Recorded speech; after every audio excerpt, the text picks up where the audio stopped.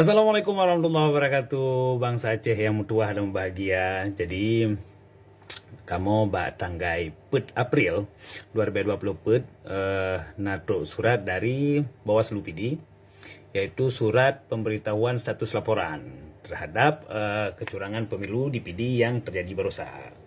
Yang tahu sui bersama lagi hajat dan keinginan rakyat Aceh pada umumnya. Jadi asal surat ji, ternyata pihak Gakumdu merasa bahwa bukti-bukti penggelembungan suara yang secara jelas, nyata, terang bandrang, iku matanya memandum, menurut awaknya, yang 16 boh kecamatan di PD-nya tidak memenuhi syarat pelanggaran, tidak memenuhi unsur pelanggaran tindak pidana pemilu. Tidak memenuhi unsur pelanggaran tindak pidana pemilu. Ayu. Sehingga penanganan pelanggaran yang dihentikan proses ji. Jadi menurut surat bunuh yang kita maunya, penanganan ji dihentikan kan oleh Gakumdu. Ternyata ini ditakalon bahwa mantong rametat keturunan Pangtibang di Aceh. Awak-awak Pulau Bangsa.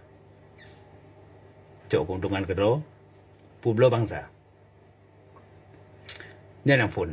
Yang kedua, ternyata urung mat au ngan urung mat pingan yang saban merek. Keledek sebuah grupo. Jadi kita berharap kebenaran, keadilan ada. Cuma pakai bancit, jadi tim yang melaporkan atau kamu dari pelapor tengah duduk dapat itu. Hukumnya udah kalon tuh bagi ban. Tapi yang jelas, yang seperti yang ketuduinan, yang jelin seperti Pangtibang. Sidupna nyata pelanggaran, sidupna nyata bukti, dan kamu kali hoi sebagai saksi, kali dihoi saksi-saksi tanya kali dihoi, kemudian para pelapor, kemudian kali dihoi cik kedua PD, kali sudah laporkan, dan sesuai dengan apa yang terjadi, menurut Gakumdu, hana memenuhi unsur pelanggaran tindak pemilu.